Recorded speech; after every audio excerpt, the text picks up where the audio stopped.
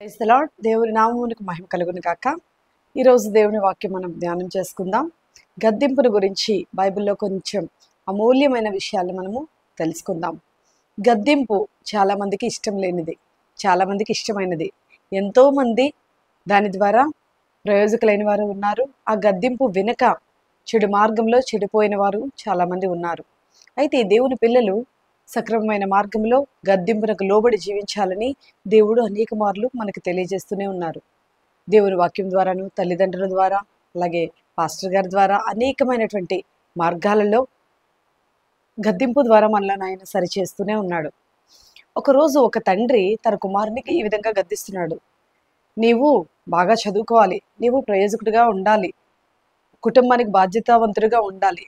ఇలా ఫ్రెండ్స్తో తిరగడం కరెక్ట్ కాదు.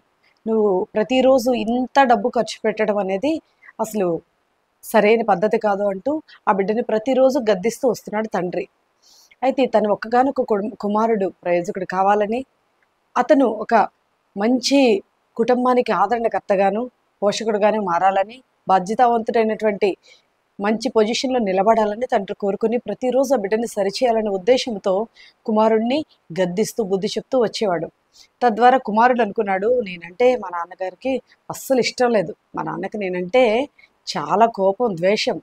సరిగ్గా డబ్బులు ఇవ్వడు, పాకెట్ మనీ సరిగా ఇవ్వడు, నేను చెప్పేది ఏది వినిపించుకోడు, నేను అడిగిన కోరికలేవి తీర్చట్లేదు, ఫ్రెండ్స్కి దూరంగా ఉండమంటాడు, ఎప్పుడు చదువుతూనే ఉండమంటాడు, ఎప్పుడు ఇంటికి సంబంధించిన పనులన్నీ చేయమంటాడు. అసలు ఈయన నేనంటే ఇష్టం లేదు కాబట్టి ఇలా చేస్తున్నాడని తండ్రి మీద ద్వేషం పెంచుకుంటూ వస్తున్నాడు. ఆయన తిట్టినప్పుడల్లా అందులో ఉండేటువంటి మంచిని, ఆ గద్దింపునికి ఏమాత్రము ఇష్టపడక తిట్టినందుకు గాను తండ్రి మీద ఎంతో కోపాన్ని చూపిస్తూ వస్తున్నాడు. ఒకరోజు ఇదే విధంగా జరిగింది. విపరీతంగా వాళ్ళ నాన్నగారు తిట్టారు. తిట్టి ఆయన బయటికి వెళ్ళిపోయాడు.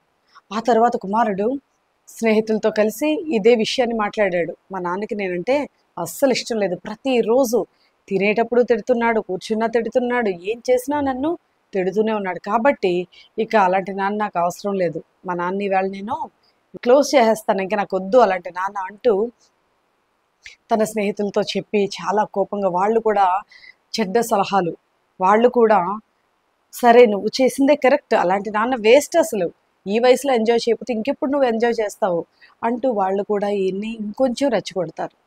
ఇంటికి వస్తాడు, ఇంటికి వచ్చి అటుకెక్కి కూర్చుంటాడు, ఒక పెద్ద రాయి పట్టుకుని అటుకు మీద కూర్చుంటాడు. మా నాన్న వస్తాడు, ఇక్కడే కూర్చుని భోంచేస్తాడు. ఈ రాయి ఒక్కసారిగా తల మీద కొట్టి చంపేస్తాను, ఈ రోజుతో నాకున్న ఈ తిట్లు, ఈ చివాట్లు అన్నీ పోయి రేపటి నుంచి నేను హ్యాపీగా ఎంజాయ్ చేస్తూ నా జీవితాన్ని చాలా అందంగా మార్చుకుంటాను అని చాలా కసితో పెద్ద రాయి పట్టుకుని అటుకు మీద కూర్చుని ఉన్నాడు. తండ్రి ఇంటికి వచ్చాడు. రాగానే తన భార్యను అడుగుతున్నాడు, కుమారుడు వచ్చాడా, వాడు భోంచేశాడా, వాడు తిన్నాడా, వాడు చదువుకున్నాడా అంటూ భార్యని కుమారుని గురించే మాట్లాడుతున్నాడు. లేదు, వాడు ఇంకా నువ్వు తిట్టావు, వెళ్ళిపోయావు, వాడు బయటికి వెళ్ళాడు, ఇంకా రాలేదు, అసలు ఏమీ తినలేదు అంటూ తన కుమారుని గురించి ఆమె చెప్పింది. అప్పుడు తండ్రి అంటాడు కదా, అయ్యో వాడు బాధపడుతున్నాడు కానీ నా యొక్క బాధను అర్థం చేసుకోలేకపోతున్నాడు. రేపొద్దున్న నేను తీవ్రమైన వ్యాధితో బాధపడుతూ ఉన్నాను, నేను ఏదో ఒక రోజున చనిపోవాల్సి వస్తుంది, అప్పుడు వాడికి ఏ విధంగా ఇలా మంచి మార్గంలో నడిపించే తండ్రి లేడే అనే బాధ వాడికి తెలియకూడదు, వాడి ప్రయోజకుడిగా మారాలి, నా ఉద్యోగాన్ని, నా యొక్క వ్యాపారాన్ని, సామ్రాజ్యాన్ని అంతా వాడు చాలా చక్కగా నిర్వర్తించాలని కోరికతో వాడిని సరిచేయటం కోసం వాడిని ప్రతిరోజు మందలిస్తున్నాను. తండ్రిగా నేను వాడిని ఒక ప్రయోజకుడని, కొడుకుగా చూసి చనిపోవాలని ఆశపడుతున్నాను. నా వ్యాపారాన్ని, నా ఇంటిని అంతటిని కూడా సమగ్రంగా చక్కగా నిర్వర్తించాలని కోరిక నాలో ఉంది. ఎప్పుడు నా కోరిక తీరుతుందో, ఒకవేళ నేను చనిపోయేలోపు నా కుమారుడు ప్రయోజకుడు కాడేమో, వాడి నిమిత్తమే నేను ప్రతిరోజు కొత్త ఆయుష్ని ఎన్నో రకాల మందులు వాడుతూ ఈ ట్రీట్మెంట్ తీసుకుంటూ ఈ విధంగా జీవిస్తూ ఉన్నాను. కేవలం వాడి కోసమే నేను బ్రతుకుతున్నాను. వాడే కానీ ప్రయోజకుడు కాకపోతే నా జీవితం అంతా వ్యర్థం. ఒక తండ్రిగా నేను ఫెయిల్ అయిపోయాను. వాడిని ప్రయోజకుడిని చేయకుండానే నేను చనిపోతే నా కోరిక, నా ఆశ అంతా కూడా వ్యర్థమైపోతుంది అంటూ ఏడుస్తూ భోజనం చేయకుండా అలానే నిశ్చేష్టుడైపోయాడు. అప్పుడు కుమారుడు విని అప్పుడు ఒక్కసారిగా పశ్చాత్తాపం వచ్చింది, మార్పు వచ్చింది. వెంటనే దిగొచ్చాడు, నాన్న నన్ను క్షమించు, ఇంతవరకు నీ కష్టాన్ని, అసలు నీ ఆరోగ్య పరిస్థితిని కూడా నేను గ్రహించలేదు, నువ్వు నన్ను తిడుతున్నావనే బాధ మాత్రమే నేను తీసుకున్నాను, కానీ నువ్వు నా కోసం ఇంత ప్రయాసపడుతూ నీ ఆరోగ్యం బాలేపోయినా ఇన్ని రోజులు ఇంత కష్టపడి నువ్వు పనిచేస్తూ వస్తున్నావు అనే సంగతి నాకు తెలియలేదు అంటూ కన్నీటితో అతని పాదాలు పట్టుకొని క్షమించమని వేడుకున్నాడు. వేడుకొని ఆ రోజు నుంచే తన యొక్క జీవితాన్ని మార్చుకున్నాడు. ఆ తండ్రి ఎంతో సంతోషపడ్డాడు. అయితే గద్దింపును ఎవరైతే స్వీకరిస్తారో వాళ్ళు జ్ఞానవంతులు అవుతారని దేవుని వాక్యం తెలియజేస్తుంది. దేవుడు ఈ విధంగా అంటున్నాడు, గద్దింపుకు లోబడని వాడు త్రోవ తప్పిపోతాడు, అదే గద్దింపును వినేవాడు బుద్ధిమంతుడు అవుతాడని దేవుడు తెలియజేస్తూ ఉన్నాడు. ఒక బుద్ధి లేని వారికి 100 దెబ్బలు కొడితే నాటునంతగా బుద్ధిమంతునికి ఒక గద్దింపు మాట చాలు అని బైబిల్ గ్రంథంలో సొలొమోను మనకి సామెతల్లో రాస్తూ ఉన్నాడు. అయితే దేవుని పిల్లలు జ్ఞానము చేత నడుచుకోవాలని దేవుడు తెలియజేస్తూ ఉన్నాడు. ఎవరైతే గద్దింపును, దేవుని యొక్క హెచ్చరికలను లేదా ఆయన వాక్యం యొక్క హెచ్చరికలను, తల్లిదండ్రుల మాటలను విని వాటి ప్రకారంగా దేవునికి భయపడి జీవిస్తారు, వారిని దేవుడు ఆశీర్వదిస్తాడు. అది ఎంతటి తప్పైనా సరే గద్దింపుకు లోబడిన వాడిని దేవుడు ఆశీర్వదిస్తానని వాగ్దానం చేస్తున్నాడు. నినివే పట్టణాన్ని కానీ మనం చూసుకున్నట్లయితే ఆ నినివే పట్టణము బహు ఘోరమైన పాపముతో, ఘోరమైనటువంటి దేవునికి వ్యతిరేకమైన స్థితిలో ఉన్నది. ఆ నినివే పట్టణం పూర్తిగా నాశనం చేయాలి, ఆ నినివే పట్టణాన్ని పూర్తిగా ఇంకా తీసివేయాలి, దాని చరిత్ర అంతా క్లోజ్ చేసేయాలని దేవుడే అనుకునేటంతగా ఆ పట్టణము దేవునికి వ్యతిరేకంగా పాపం చేస్తూ వచ్చింది. అప్పుడు దేవుడు అనుకున్నాడు, వీరిని ఒకసారి నేను గద్దించాలి, నాశనానికి ముందు వీరికి ఒకసారి నేను ఈ విధంగా నాశనం చేస్తాను, కాబట్టి మీరు మారండి అని మరొక అవకాశం ఇద్దాం, మరొకసారి వాళ్ళకి నేను వర్తమానాన్ని పంపిస్తానని యోనా ద్వారా నినివే పట్టణానికి దేవుడు ఒక గద్దింపుని ఇచ్చాడు. మీరు మీ యొక్క పరిస్థితిని కానీ మార్చుకోకపోయినట్లయితే మీ పట్టణం అంతా నాశనమైపోతుంది. దేవుడు తన ఉగ్రత ద్వారా మీ పట్టణాన్ని మొత్తం మీ యొక్క సమస్తాన్ని ఆయన నాశనం చేయబోతూ ఉన్నాడు అనే వర్తమానాన్ని యోనా ద్వారా దేవుడు నినివే పట్టణానికి అందించాడు. అయితే నినివే పట్టణం వారు దేవుని యొక్క గద్దింపును తెలుసుకొని భయపడి, రాజు మొదలుకొని పనివాడి వరకు అందరూ గోనెపట్ట కట్టుకుని దేవుని సన్నిధిలో ఉపవాసం ఉండి 3 దినాలు ఆహారం ఏమీ ముట్టుకోకుండా, వారి పశువులకు కానీ వారి పిల్లలకు కానీ ఎవరికి కూడా ఆహారం కూడా పెట్టకుండా అందరూ కన్నీరు విడిచి దేవుని సన్నిధిలో వారి యొక్క తప్పులను, వారి పాపాలని ఒప్పుకున్నారు. తద్వారా దేవుడు ఆ పట్టణాన్ని, ఆ ప్రజలను క్షమించేశాడు. అయితే ఆ యొక్క గద్దింపునిచ్చినటువంటి యోనా మాత్రం ఎప్పుడు నాశనం అవుతుందా, ఇంత భయంకరమైన పట్టణం నాశనం అయిపోతూ ఉంటే నేను చూడాలని ఆశతో కొండెక్కి కూర్చొని ఎదురు చూస్తూ ఉన్నాడు. కానీ దేవుడు కరుణా సంపన్నుడు. ఎవరైతే ఆయన మాట విని ఆయన గద్దింపునకు లోబడతారో వారిని దేవుడు తప్పక క్షమించి మరలా వారిని హక్కున చేర్చుకుంటాడనే విషయము యోనా గ్రహించలేకపోయాడు. అయితే దేవుడు నినివే పట్టణాన్ని, వారు చేసిన ప్రార్థనను అంగీకరించి నినివే పట్టణాన్ని క్షమించి వేశాడు. యోనా అడుగుతున్నాడు, అయ్యా నీవు నా ద్వారా వర్తమానాన్ని ఇచ్చావు, ఎప్పుడు నువ్వు ఇంకా నాశనం చేస్తావు, నేను ఎదురు చూస్తూ ఉన్నాను అని దేవుడిని అడిగినప్పుడు దేవుడు అంటున్నాడు కదా, ఇంత సామ్రాజ్యాన్ని కుడి ఎడమలు ఎరగని ఇంత ప్రజలు నేను ఎలా నాశనం చేస్తాను, వారు తిరిగి నా యొద్దకు వచ్చారు, నేను వారిని క్షమించాను, నేను ఎవరైతే గద్దింపునకు లోపడతారో వారిని తప్పక క్షమిస్తానని యోనాకు ఒక పాఠాన్ని నేర్పించాడు. దేవునికి స్తోత్రం. మనము కూడా మన తప్పులను, మన యొక్క అధికమైన జీవితాన్ని దేవుని సన్నిధిలోనికి వచ్చి ఒప్పుకొని మనం ఆయన దగ్గర పశ్చాత్తాపం చెందినట్లయితే మనలను కూడా ఆయన క్షమించి మునుపటి కంటే అధికమైన మేలుతో మనలను ఆశీర్వదింపచేస్తాడు. పేతురు గారు అప్పటి వరకు యేసు ప్రభు యొక్క శిష్యుడైన పేతురు చాలా దినాల వరకు కేవలం యూదులకు మాత్రమే సువార్త, యూదులకు మాత్రమే రక్షణ, యూదులకు మాత్రమే ఈ యొక్క రక్షణ మార్గం ఉంది, మిగతా అన్యులెవ్వరికి కూడా దేవుని రక్షణ అనేది లేదు అని అనుకుని కేవలం యూదులకు మాత్రమే ఆయన సువార్తను ప్రకటించాడు. అయితే ఒకరోజు దేవుడు పేతురుని కూడా గద్దించాడు. ఏ విధంగా అంటే 4 చెంగులతో నింపబడిన ఒక పెద్ద దుప్పటి పేతురు గారి ముందు దింపబడింది. అందులో అన్ని రకాల చతుష్పాద జంతువులు ఉన్నాయి, వాటిని చంపుకొని తిను అని దేవుడు మాట్లాడుతూ ఉన్నాడు. పేతురు అంటున్నాడు, నేను అసలు ఈ మాంసాహారం తినను, అపవిత్రమైన దానిని నేను ముట్టుకోను, ఏదైతే పవిత్రమైనదో అది మాత్రమే నేను తింటాను అంటూ 3 సార్లు దాన్ని వ్యతిరేకరించాడు, తీసుకోనన్నాడు. అప్పుడు దేవుడు మాట్లాడాడు. దీని ద్వారా తెలుసుకున్నది ఏంటి అంటే, అందరికీ ఏది కూడా ఈ లోకంలో ఏది కూడా శప్తమైనది లేదు, ఎవరు కూడా తక్కువ వారు లేరు, అందరూ కూడా దేవునికి ఇష్టలైన ప్రజలు.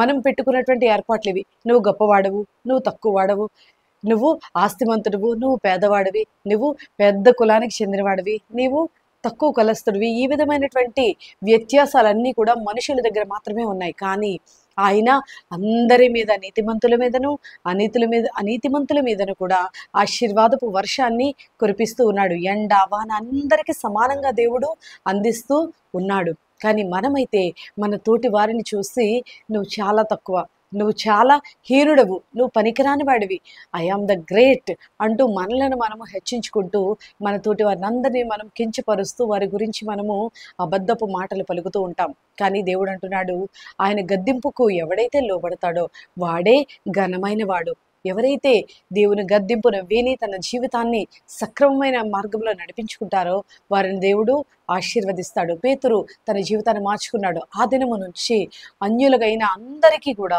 సువార్తను ప్రకటించుట ప్రారంభటి నుంచి దేవుడు ఎప్పుడైతే ఆయన్ని గద్దించాడో ఆ రోజు నుంచి అన్యులైన వారందరికీ దేవుని సువార్తను ప్రకటించాడు. కొర్నేలి అనే శతాధిపతి దగ్గరకు వెళ్ళి సువార్తను ప్రకటించినప్పుడు అతని దగ్గర పనివారు, అతని కుటుంబస్తులందరూ కూడా ఆ దినము రక్షింపబడ్డారు. ఇంకా అనేక మంది దేవునిలోనికి నడిపించబడ్డారు. దేవుని సువార్త అంచెలంచెలుగా ప్రపంచమంతా వ్యాపించుటకు ఒక గొప్ప సాధనంగా ఆయన మార్చబడ్డాడు. దేవుని గద్దింపు ద్వారా సువార్త యొక్క రూపురేఖలు మారిపోయాయి. అప్పటి వరకు కొందరికి మాత్రమే ఉన్న సువార్త అందరికీ దొరకుటకు దేవుడు మార్గాన్ని సరళము చేశారు. అలాగే రాజైన హిజ్కియాని మనం జ్ఞాపకం చేసుకున్నట్లయితే దేవుడు ద్వారా అతనికి ఒక వర్తమానం పంపించాడు. నీవు మరణమవుతావు, నీవు రాచపుండు చేత బాధపడుతున్నావు, క్యాన్సర్ అనే వ్యాధి చేత నీవు బాధపడుతున్నావు, కాబట్టి నువ్వు త్వరలోనే చచ్చిపోతావు, నీ ఇంటిని చక్కబెట్టుకో అని దేవుడు వర్తమానాన్ని అందించినప్పుడు హిజ్కియా దేవుని సన్నిధిలో మోకరించి, ప్రభువా, ఇంతవరకు నేను జీవించిన జీవితము నీకు అనుకూలంగా నేను ఏ విధంగా జీవించానో, నా క్రియలు, నా యొక్క ఉద్దేశములన్నీ కూడా మీకు తెలుసు, వాటిని బట్టి నన్ను జ్ఞాపకం చేసుకో అంటూ దేవుని సన్నిధిలో మొర్రపెట్టినప్పుడు వెంటనే అతని ప్రార్థన దేవుడు అంగీకరించాడు. ఎందుకనగా హిజ్కియా దేవుని దృష్టికి యథార్థముగా నడిచినవాడు. అంతవరకు పరిపాలించిన రాజులందరూ దేవుని మాట తప్పి తిరిగిన వాళ్ళే. కానీ హిజ్కియా దేవుని యొక్క మార్గములో నడిచినవాడు, దేవునికి అనుకూలమైన జీవితాన్ని జీవించాడు. వెంటనే ఆయన యొక్క జీవితాన్ని, ఆయన యొక్క స్థితిని జ్ఞాపకం చేసుకుని ఆ ప్రవక్త రాజద్వార మార్గము దాటక మునిపే మరలా దేవుడు వర్తమానం అందించి, నువ్వు మరలా వెళ్ళు, నీకు 15 సంవత్సరాల ఆయుష్ని ఇస్తున్నానని హిజ్కియాకు తెలియజేయమన్నప్పుడు ఆ ప్రవక్త మరలా వెనక్కి వచ్చి దేవుడు తెలియజేశాడు, నీకు మరలా దేవుడు ఆయుష్నిచ్చాడు, 15 సంవత్సరాలు నీవు బ్రతుకుదువు అని తెలియజేశాడు. దేవుని సన్నిధిలో ఎవరైతే తమ తప్పులను ఒప్పుకొని గద్దింపునకు లోబడి దేవునికి ఇష్టమైన వారుగా జీవిస్తారో వారికి దేవుడు మరలా నూతనమైన ఆయుష్ను ఇస్తాడు. నీవు ఏదైతే కోల్పోయావనుకుంటున్నావో దేవుని మాట విన్నట్లయితే వాటన్నిటినీ మరలా నీవు తిరిగి పొందుకోగలుగుతావు. మనం అనుకుంటాము, ఇంకా నా వల్ల కాదు, నేనేం చేయలేను, అన్ని ద్వారాలు మూసుకున్నాయి, వేరే ఆధారం లేదు అని మానవులుగా మనము అవిశ్వాసంతో కృంగిపోయిన స్థితిలో మాట్లాడుతూ ఉంటాం. కానీ దేవుడు అంటున్నాడు, మనుషులందరూ నీ ద్వారాలు మూసివేసినట్లయితే నీవు నా మాట విని నా తట్టు తిరిగిన ఎడల నీ కొరకు నేను ఒక నూతనమైన ద్వారాన్ని తెరుస్తాను అని దేవుడు వాగ్దానం చేస్తూ ఉన్నాడు. దేవుడిచ్చిన వాగ్దానం బట్టి మనము ఆయన గద్దింపునకు లోబడి దేవుని మాటలో మనం నడిచినట్లయితే, ఆయనకు ఇష్టమైన మార్గంలో మనం జీవించినట్లయితే దేవుడు మనలను నూతనమైన మార్గంలో నడిపిస్తాడు. ఇట్టి కృప మనందరికీ దేవుడు దయచేయునుగాక. ఆమేన్. దేవుని వాక్యం ఈ విధంగా సెలవిస్తుంది, తండ్రి తన ఇష్టుడైన కుమారుని గద్దించు రీతిగా యెహోవా తాను ప్రేమించు వారిని గద్దించును. దేవుడు అనేక సార్లు తన వాక్యం ద్వారా మనలను గద్దిస్తూ ఉంటాడు. అనేక సందర్భాలలో మనకి అనేకమైనటువంటి కష్టాలు, బాధలు, శ్రమల ద్వారా మనల్ని ఆయన గద్దిస్తూ బుద్ధి చెప్తూ ఉంటారు. అయితే వాటి ద్వారా మనం అనుకుంటాము, దేవునికి నేనంటే అస్సలు ఇష్టం లేదు, నా మీద జాలి లేదు, దయ లేదు, అందుకే ఇన్ని శోధనలకు నన్ను గురి చేస్తున్నాడని మనం బాధపడుతూ ఉంటాం. కానీ ఆయన ప్రేమించి వారిని ఆయన కొన్నిసార్లు గద్దిస్తాడు. మనలో ఉండేటువంటి లోపాలను ఆయన సరిచేసి మరలా ఒక సక్రమమైన మార్గంలో, ఒక నూతనమైన జీవితంలో, ఒక నూతనమైన విధానంలో ఆయన మనలను నడిపించటానికి అని మనం గుర్తెరిగి ఆ శోధనలు మనం తట్టుకున్నట్లయితే మనము అత్యధికమైన ఆశీర్వాదంలోనికి అడుగుపెట్టేవారముగా ఉంటాం. కొంతమంది బుద్ధిహీనులు పాడే పాటలు వినటానికి ఎంతో ఆసక్తి చూపుతారు. దేవుని వాక్యం ఈ విధంగా ఉంటుంది, బుద్ధిహీనుని పాటలు వినుట కంటే జ్ఞానుని గద్దింపులు వినుట ఎంతో మేలు అని దేవుడు తెలియజేస్తున్నాడు. ఈరోజు యూత్ అందరూ కూడా పాటలు, ఆ యొక్క పాడేవారి యొక్క అందానికి అట్రాక్ట్ అయ్యి ఆ పాటలు వినటానికి, ఆ విధంగా పాడటానికి ఎంతో ఇష్టతను చూపిస్తూ ఉన్నారు. మరి జ్ఞానులు చెప్పే గద్దింపునకు లోబడట్లేదు. అసలు ఎవరి జ్ఞానులు అంటే దేవుని వాక్యం తెలియజేస్తూ ఉంది కదా! యెహోవా యందు భయభక్తులు కలిగి ఉండుటయే జ్ఞానమునకు మూలము. అంటే జ్ఞానులు ఎవరంటే దేవుని యెడల భయభక్తులు కలిగి అనేకులకు మంచి మార్గాన్ని బోధించేవారు జ్ఞానులు. దేవుడు వారికిచ్చినటువంటి జ్ఞానము చేత నిన్ను సరిచేసినప్పుడు వారి మాటలు నువ్వు వినుటకు ఆసక్తిని చూపించాలి. కానీ మనము లోకానుసారమైనటువంటి అల్లరితో కూడినటువంటి ఆటపాటలకు మనం ఎంతో ఇష్టాన్ని చూపిస్తూ ఉంటాం. బుద్ధిహీనులు పాడే ఆరాధన కొరకు మనము వేగిరపడుతూ ఉంటాం. వాటన్నిటికంటే మొదటిగా దేవుడు